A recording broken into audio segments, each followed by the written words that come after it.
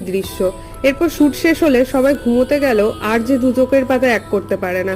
ভালোবাসার মানুষকে এইভাবে দেখে কেই বা সহ্য করতে পারে।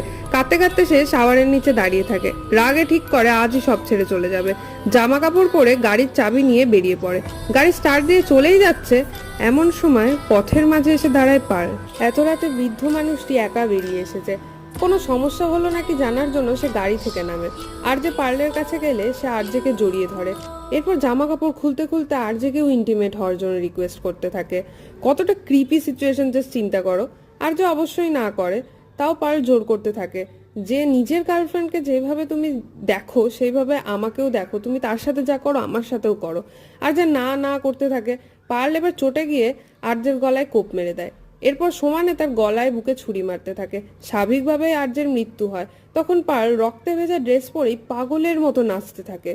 অন্যদিকে লরেনের ঘুম ভাঙলে সে দেখে